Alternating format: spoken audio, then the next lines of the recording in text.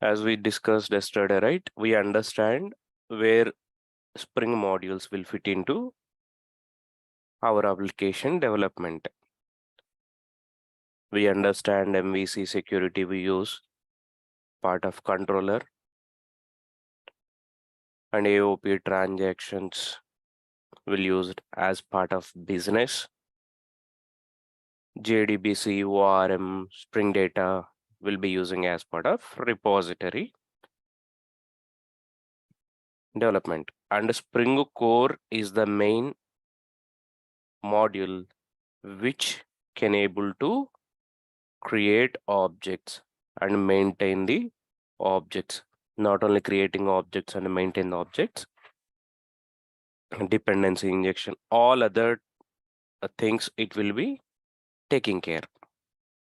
So this is the base module that we should start with first, so that we can able to learn any other module on top of it. Okay, we will be starting with Spring Core module.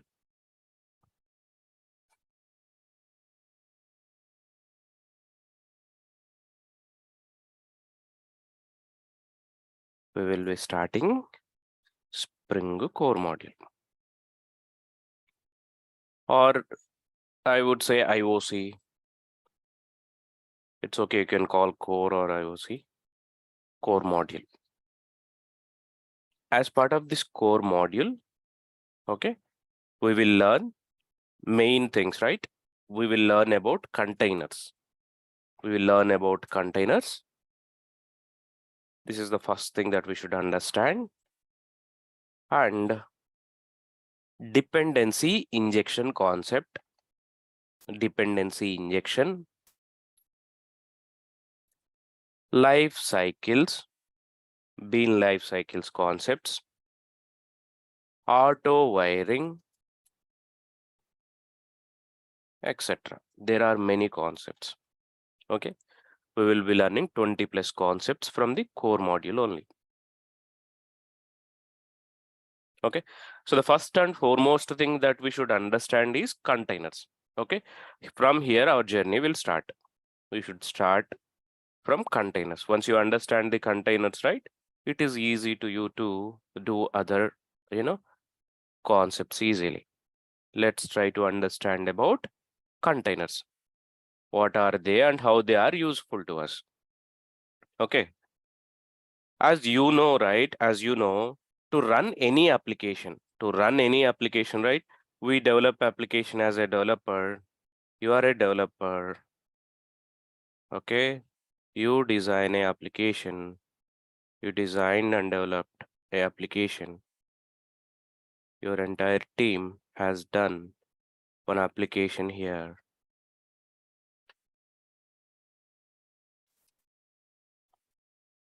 As a developer, you implemented an application. I implemented one web application. If I do this in servlets, if I develop this in servlets, okay, if this web application, if I implement using servlets concepts, right, if I implement the same by using servlet concepts, let me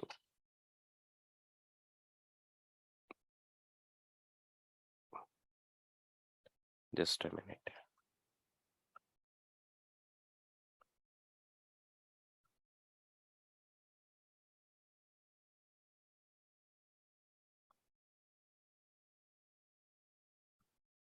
If I implement this web application by using simple servlets and JSP's concepts, if I go with them, okay, I need a container to deploy it. I need a container to deploy it by using servlets and JSP if I design. Okay, so where should I deploy this? I need to convert this application, right, as a WAR file. I need to package this application as a web archive file, and I need to deploy it into a server like Tomcat. We need web server basically. You can call it as web server. You need a web server. Web server is available from Tomcat. open source we can use, or WebLogic and WebSphere JBoss also have.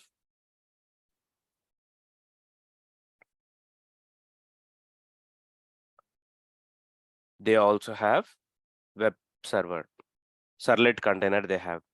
So we can use servlet container to run this WAR file. Finally, your application will be packaged into a WAR file. Okay, let's say if it is something like student management system dot WAR file we will convert, and we put that WAR file into web server like your Tomcat WebLogic. They can run your WAR file. And the same thing will happen if you go with struts kind of framework, struts or JSF, or by using your Spring MVC. If you use your Spring MVC also, same thing.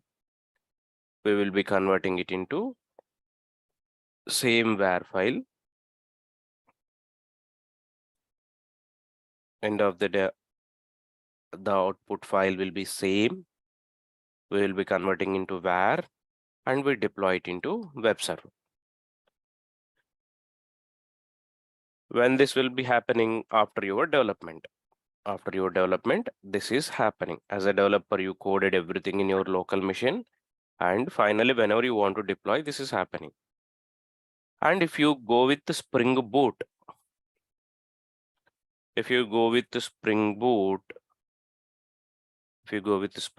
right, it will provide you two options. Okay, you can convert it into WAR file and you can deploy wherever you want. This is one option. When you go with Spring Boot, you have two options. You can make it a WAR file and deploy, or you can do this as well.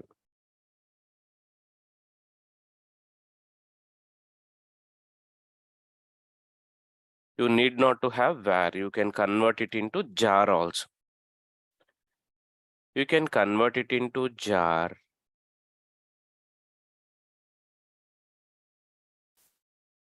And this jar can be run on default web server. Tomcat is a default web server that inbuilt available in Spring Boot. You need not to have, of course, web server only we will use like Tomcat, but it will come inbuilt with your Spring Boot. You need not to acquire any special server here. Simple jar file you can run, and you need not to put it into web server. By default, web server also will be part of your jar file. Just you need Java runtime here. JRE is sufficient. Simple JRE is sufficient to run your web application. Okay, your web application can be a jar file. That jar can be run on your Java runtime environment. You need not to have any server. Anyway, that we will see it in Spring Boot. Now we understand that to run any application, you need a server, you need a container, right? You need a server, or you can call container. Okay, you need a server. Without server, we cannot able to run them. What generally the servers will do? If I develop my application in servlets, if I do this in servlets and JSP, what my web server like Tomcat will do here? Do you know the responsibilities, or do you know the duties of Tomcat when you deploy servlets application? Most of you are aware, right? Once you deploy WAR file and when you start your Tomcat, it will extract your classes from WAR file first step. Then it will create objects for your servlets, correct? Who will create objects for servlet? You will not create directly. You will be writing servlet classes and you configure the servlet classes in one web.xml file. And when you deploy your servlet application here, Tomcat will create objects. Whatever classes you implement, for that classes, objects are mandatory. Without object, no class will survive. apart from static. So to create object for your servlet classes, Tomcat will help you, which means Tomcat will create objects. Same thing here. Even in Spring Boot also, Tomcat will create objects for you. But the Tomcat is embedded Tomcat. Spring Boot is having embedded Tomcat. It will create objects for your Spring Boot classes or whatever classes you implement. So we need a container. We need a container who can take care of creation of objects. Now let's go back to your MVC.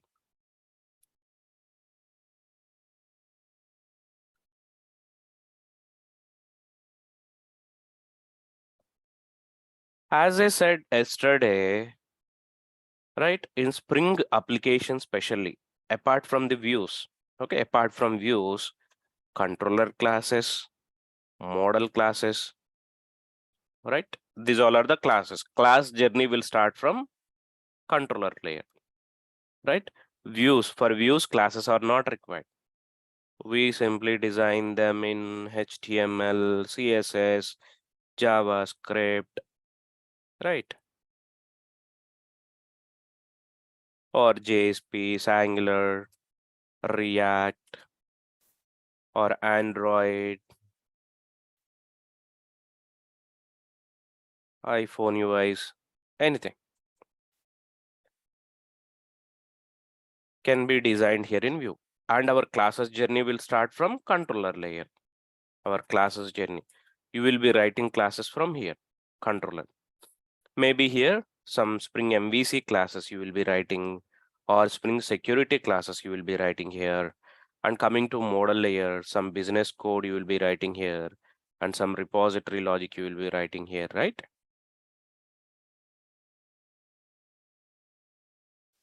In Java, you know that without object, we can't able to call methods of your business or methods of your repository.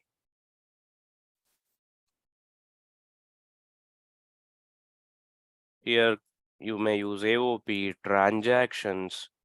Here you may use Spring JDBC, Spring ORM, or Spring Data JPA. You may go with anything, any concepts you may use for your repository business controller classes. Okay, you may use any module. And in which style you will implement them? As a simple POSO classes, we will implement them. Plain Java class, not a complicated class, simple plain classes. Your model layer classes and your controller layer classes will be like a simple POSOs, your model layer and controller layer classes. Your business also a simple POSO. Your repository also you will be designing like a POSO class. Plain Java class, which is not inheriting anything or not extending anything, not implementing anything. Simple POSO classes. Repository can be a simple POSO, business also a simple POSO, controller also a simple POSO. Who will be creating, see, generally in flow, right?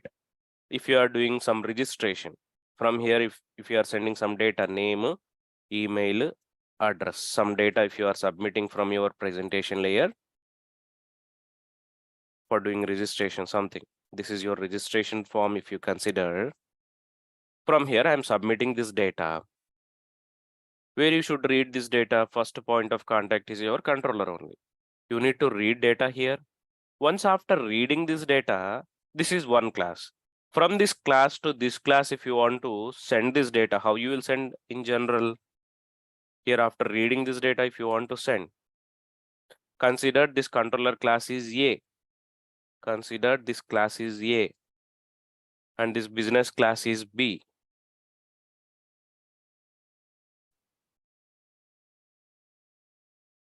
I would be expecting answer from everyone here. So I read data, something name, email, address data. I'm reading. from user. Okay, and this data I am reading here. Once after reading, I want to send data to B. How you will send it? In general, if you use core Java concept, Create object for class B. create object of Class class B. B.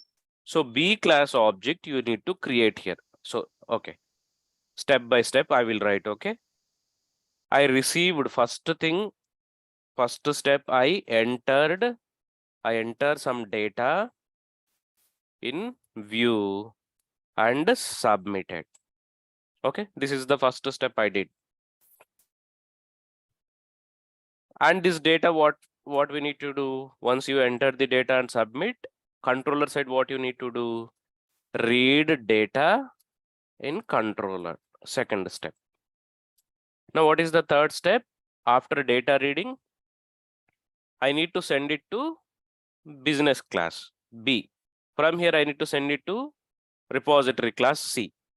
Final repository need to call this table, which is there in database. In this table, I want to keep the data. So now as a third step, what I should do here, I got the data till here. From here, I want to send it to B class. Something here, I have a method called register. To that register method, I need to send the data. And here I have a method called save CRUD operation. From there, I need to send data to save method. Now to call register method of B, what I should do in A? I need to, first step, create object for B class. Correct? Without creating B class object in A class, in class A. In class A. So I need to create object for B class in class A. Correct? Okay. Remember this step. And what about next step? After creation of B object in A class, here I will create. Okay. So maybe this is how I will create in B class, right? Sorry, in A class, I'll create B class object B equal to new B. Then next, what I should do inside A class to call Use that register method. method? B dot, I will call register method. And as a input, I'll send the data. Data I'll pass as a input to B class. Okay. Now my data will start journey from A class to B class. My data will go from here to here.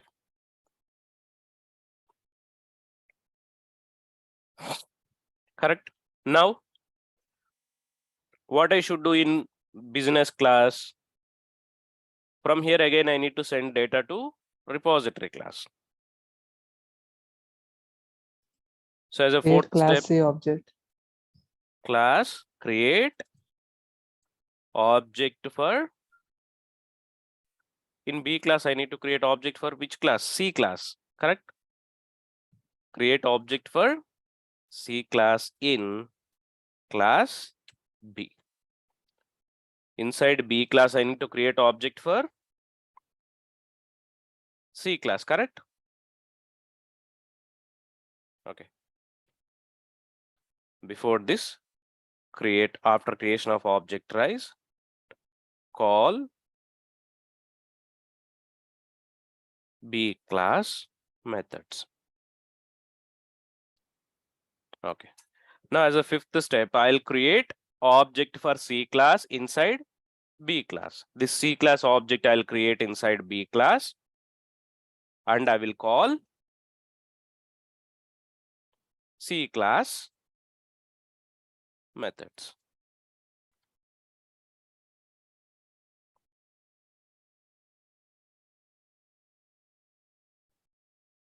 I'll be creating object for C class inside B.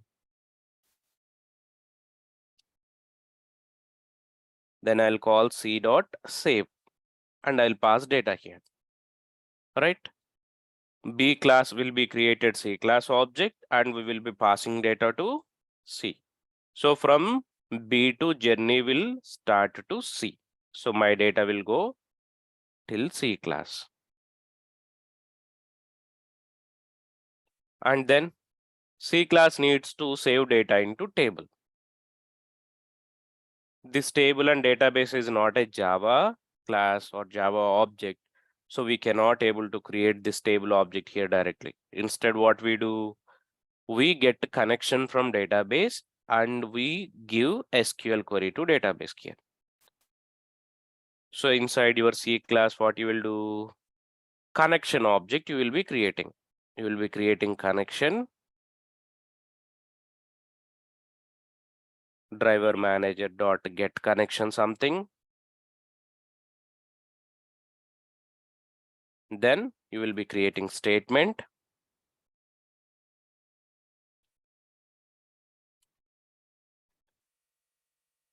connection dot something create statement.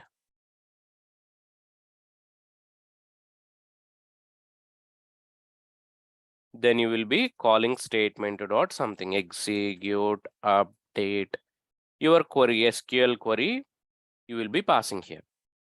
So then your data journey will start from here till database. So this is how your data will flow from presentation layer to database layer, correct?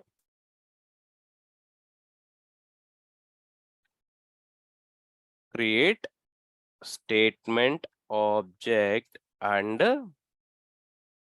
execute SQL query in C class.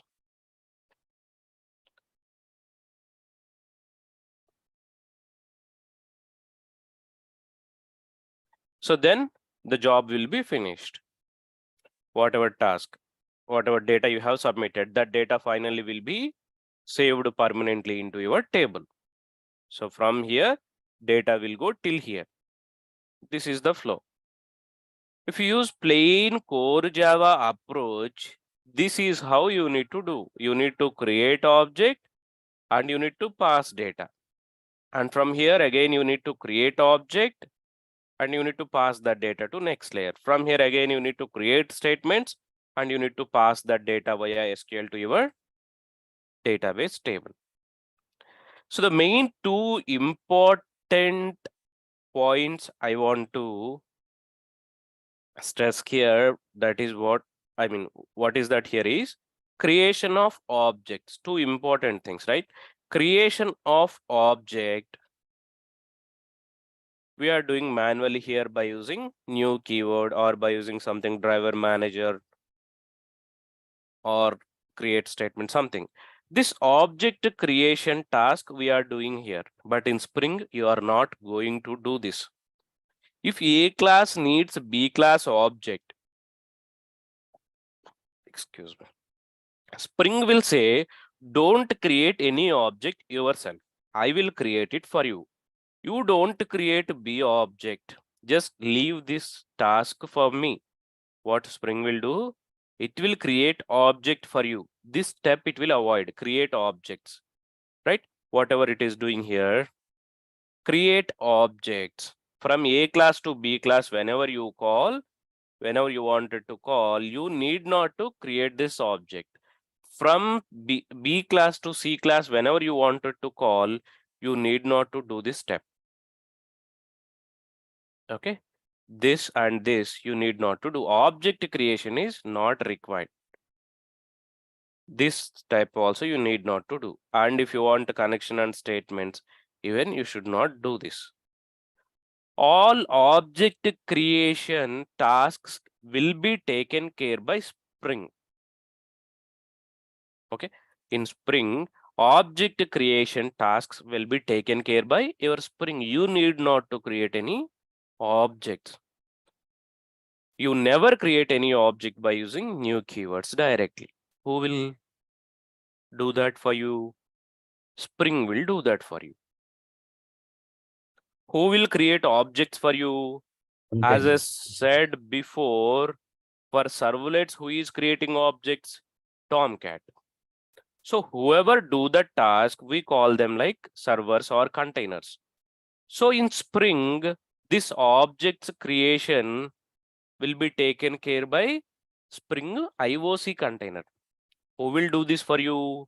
Spring IOC containers. Containers will do that.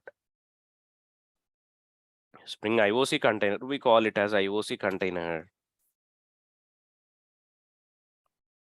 This IOC container will take care of object creation. You need not to do. IOC container will create objects. Okay, IOC container is creating object. That is good. A class object, B class object, C class, everything you are saying IOC will create. Good. Then if I wanted to talk A class if it wants to talk with B class, and B class if it wants to talk with C class, or C if it wants to communicate with database, how that objects will be available for me? Earlier, I was creating objects so that by using that object reference, I may able to call it B class object I created in my A class. So by using B class object reference, I was able to call it. Here B reference I have, so I can able to call it. Here C class reference I have, so I can able to call it. Here connection reference and statement references I have, so that I can able to call database. But now object itself I am not creating. From where this reference will be available for me? You are saying container is creating object. So then how it will available for me? XML file. So whatever it is, finally, physically that object reference should be available for you.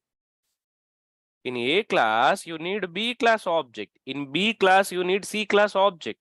Without that object reference, we can't call, right? I have phone and you have phone. If you wanted to call to me, you should have my number. Otherwise, you can't able to call me. So here, A class wants to call B class, which means A class must and should have B class object. I am saying object creation task is taken care by IOC container. IOC saying I will create object. Otherwise, I'm simply asking you, I'm asking you to avoid this object creation yourself. Okay, sir, I will stop it creating. Then your next question is who will create? I'm saying IOC will create. Okay, sir, good, IOC creating. Then, sir, how to call from A class to B class? You are saying IOC creating, but I need that object now here. Without that object, I can't call B class now. How I will get it? That should be your next question. Okay. You are saying object is creating, but I need that object. B class object, I need it in A class. And C class object, I need it in B class. Who will provide it to me? Container will provide. Okay. By using which concept it will provide? Objects creation container will do. A object, B object, C object, who will do? Container will do. How it will do? Just to, as you said, right? We configure all that classes in a XML file. In advanced approach, we don't use even XMLs also. For time being, consider you have a XML file. We configure A class, B class, C class in XML file. There is a tag. Every XML will have tags, right? You know that. XML will have tags like your HTML. So using bean tag, we configure A class here. We will configure B class here. And we will configure C class here. And all the database related. Let's say if you need a connection here, something data source, we configure here. A class, B class, C class, D class, I mean, the connection provider classes, everything we configure it in XML file. Well, so I configured all the classes. Then what next? You need to load this XML file it into, IOC container class. There is a class, IOC container class. You need to give this XML file as an input to this IOC. You need to give this XML to IOC. Now, whenever you start this IOC will do what? First, it will read your XML file. It will read and parse it. Generally, XML files need to be parsed, right? So it will parse it. It will read and parse. Means just it will remove all the tags and whatever properties it needs, that properties it will get it. Which means your class A, B, C, D, it will read all your classes. Once after reading them, it will create objects for you. It will do read, then parse, then it will create objects. It will create objects for you. Until here, very good. It is creating objects for you. A object, B object, C object is created. But to call C class methods from B class or to call B class methods from A class, I need that object. Container, you are creating object, but I need that. How you will provide it to me? Then you are in IOC, they given concept called dependency injection. Okay, so using that dependency injection concept, whatever C object created here, right? This C object will be given to B. And this B object will be given to A. What we call this concept? Dependency injection. Using this dependency injection, whatever objects IOC will create, right? That objects will be given to you. Then you can perform your job here. Via dependency injection, object will be given to you. I am creating object. If I create object, that I need to provide it to you. Otherwise, you cannot able to utilize it. As a container, container is creating object and you need that object. So for that purpose, what it will do? It will provide it to you via dependency injection. Whatever objects created, that object will be shared with you wherever you want. For A class, I need B object. So B object, it will inject into A class. For C object, for B class, you need a C object. So C object will be injected into B class. You understand it, right? In general, whenever you wanted to call a method from one class to another class, you need to create object for that class and you need to call a method. But in Spring, you are not going to do that. Objects will be created for you. We'll do that. Your IOC container will create objects. And if that object required here to call that particular class method, via dependency injection, that object will be provided to you. Just for that purpose, you need to create one variable reference of that particular class in your A class. Same thing in B class. C class reference you need to create. Just here you need to create your data source, which will provide connections. That's it. All that objects will be given to you. This database object also, it will acquire connection from database and as a data source, it will provide it to you.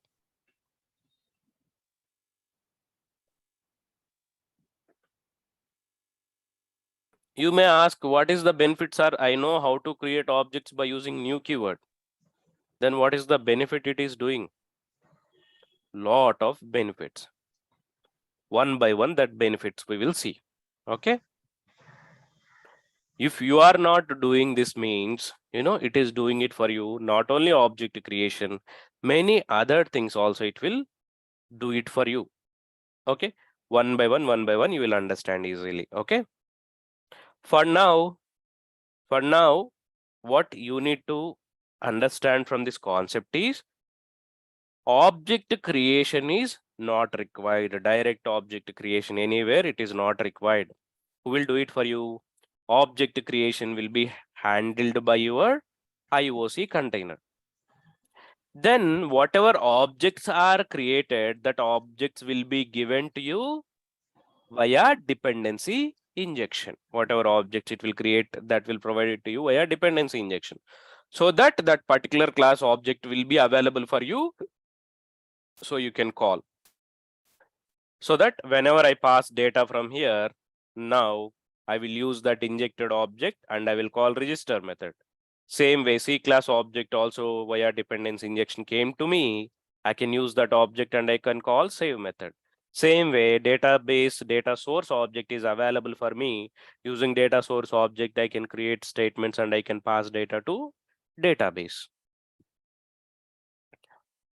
Somewhat kind of little bit automation we did here. Automatic object creation, automatic dependency injection. Instead you doing it, Spring doing it for you. Okay, instead we doing it, Spring is doing. This is how so many things Spring will handle for us, and it made our job simple. Okay, we'll go one by one concepts. Okay, first, the agenda of this concept is you need to understand why IOC containers are for. Okay, first two features are objects creation and created objects will do dependency injection. Here,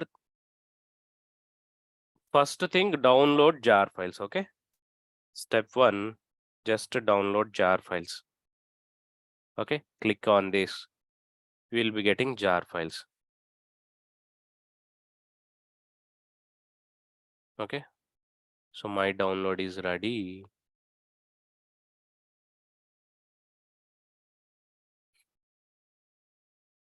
From Spring Boot onwards, we will see with Maven. Okay, for time being, go with jar files.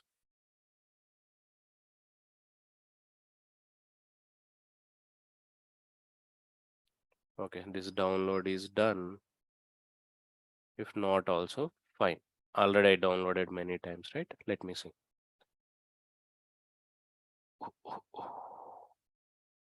Spring, sorry.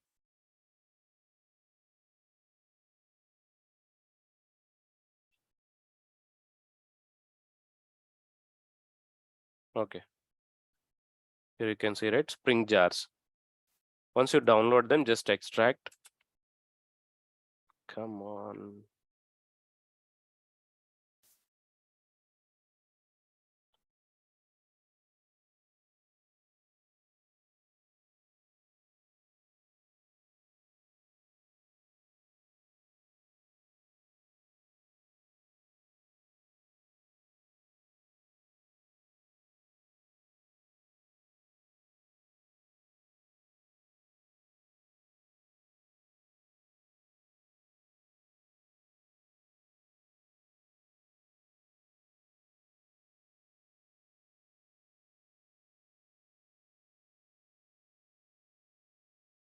Just a minute. Okay. Download and extract that. You will be getting many jar files in it. Okay. First download it and extract it. First step.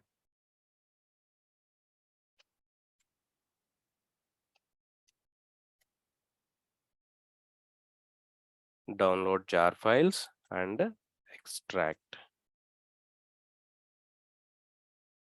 You need not to do this every time. Okay. Just download it once. Then, okay, then download this example, first one. Okay, Spring IOC core container. Download this example as well.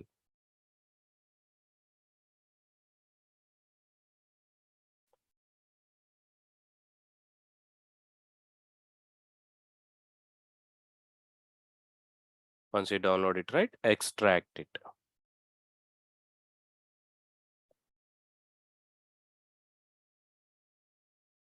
Okay, once you extract, go until this source folder. Okay, until this source folder, copy that location, open Eclipse. Okay, open Eclipse, go to file, import, general, existing project into workspace, click on browse, and finally finish it. This is for your practice. Okay, otherwise I'll do from scratch. Okay, step by step also I'll show you. So get it here. Okay, you will be getting project here. Just to check whether right runtime version you have or not. Properties, compiler.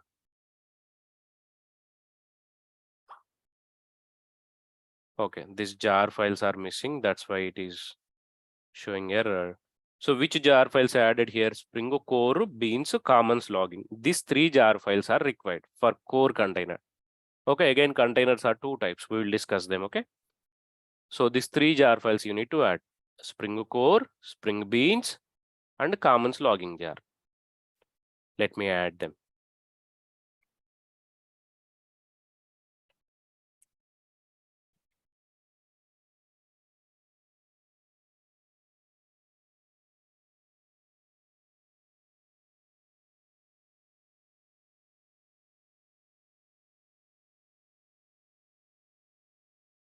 Which jar files? Spring core,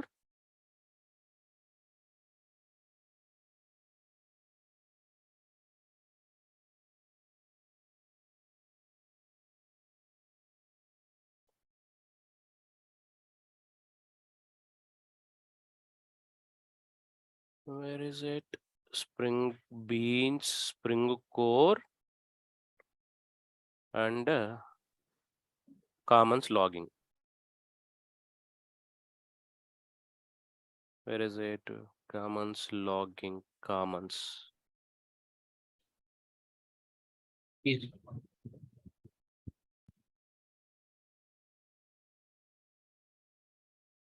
Yeah, Apache Commons. Yeah, here you can see. Okay, apply and close. Okay, perfect. Now here I created a simple bean class test. Simple class test. Let me know if font is not visible. I'm increasing it, okay?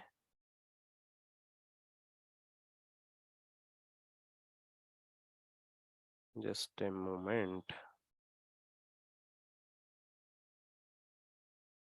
Yeah, it is visible, right?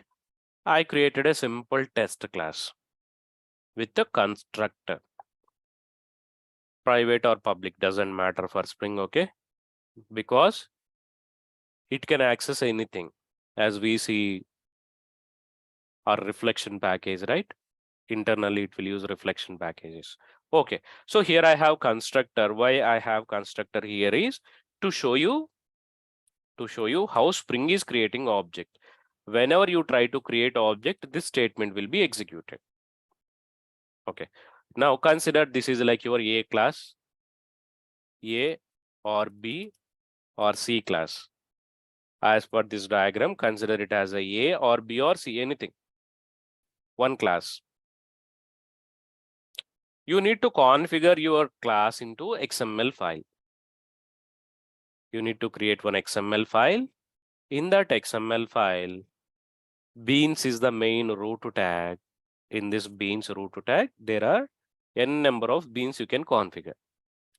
So I'm just keeping here one bean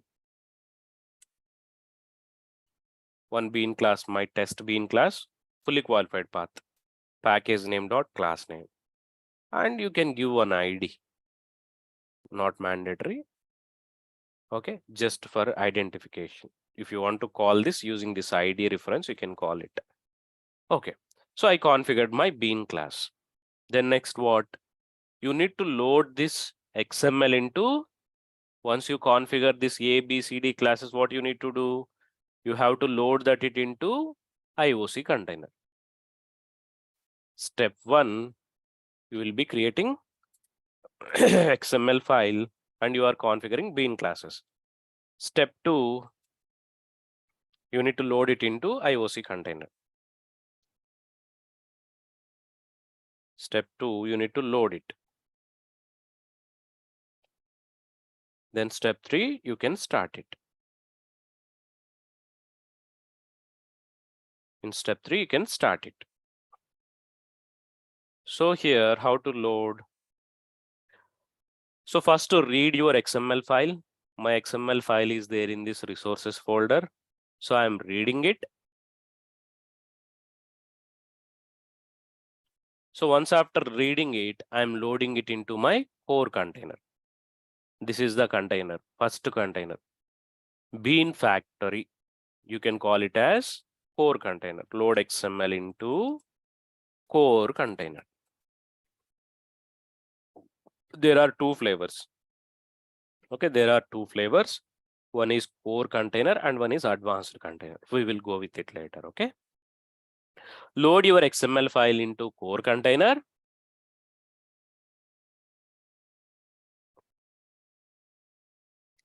And I'm trying to call this core container dot get bean. There is a get bean method. There is a get bean method. Using that get bean method, I can get this test class object. This object server will provide it to you. I'm loading my XML file into this server and I'm asking server, give me the test class object. It will provide it for you. In case if you want to typecast it into test type, you can typecast and you can call that particular class methods. As of now, there is no method. It's okay. Let's see how it will create object. Right click, run Java application. You can see here test object created. I didn't use any main method. Then who did this for you? Your container. This container is doing it for you. Object is created. I have never used any new keyword. But for us, this bean factory is doing it. How it is doing it? This bean factory getting your XML file here via resources object, and this XML file is having your bean. And then you are calling here using this bean reference T. This is your bean reference. So using that bean reference, you are asking, give me that bean object. Then it will say, okay, wait, I'll create it for you. It will create object and it will provide it to you. It will be provided to you. So that's where you are seeing it is created object for you. It is created object for you. Now, if you have any method in this class, you can comfortably call public void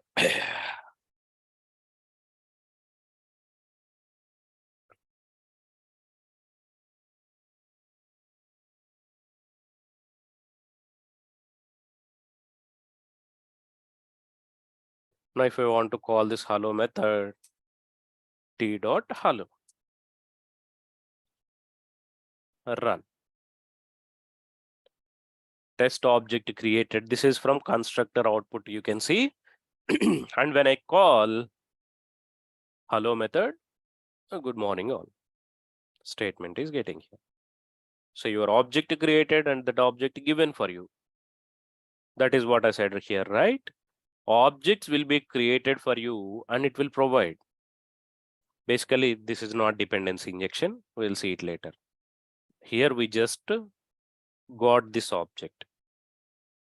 But dependency injection is different. Into one class, another class object, we can able to pass. Okay.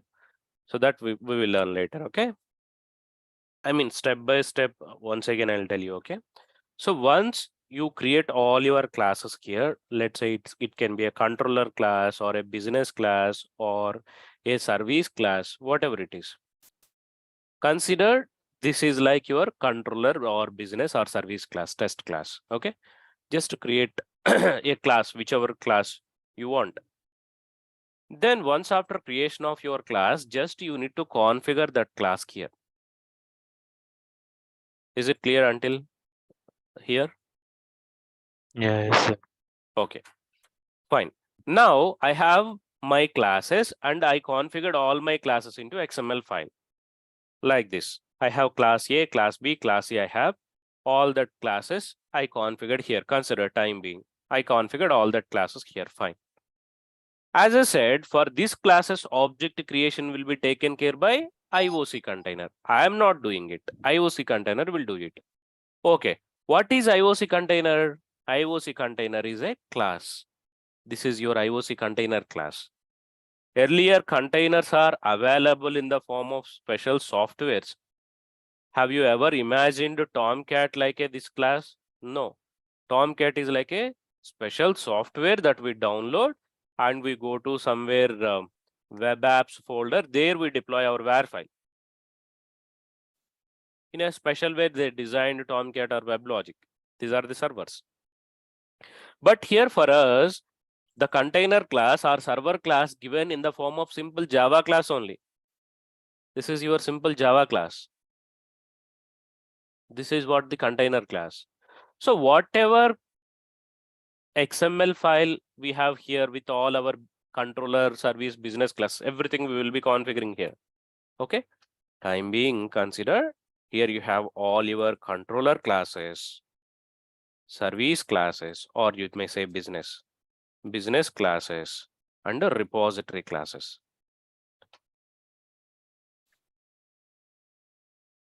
Okay, all your classes you will be configuring here. This is comment, okay, XML comment.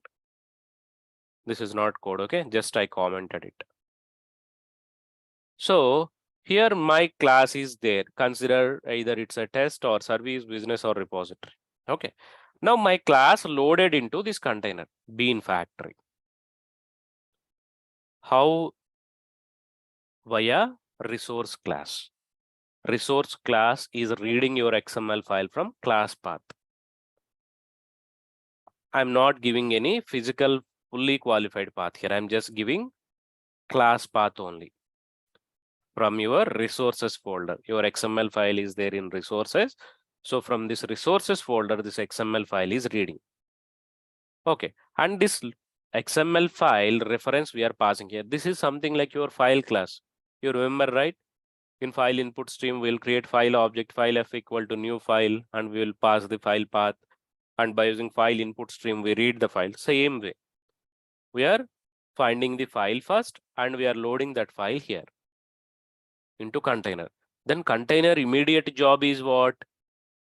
It will read your XML file. Which XML file? This XML. It will read your XML file. How many beans you have here? How many classes we have? Only one class. So it will read that class for you. It will read, or let it be. It will read XML file and it will extract all the beans.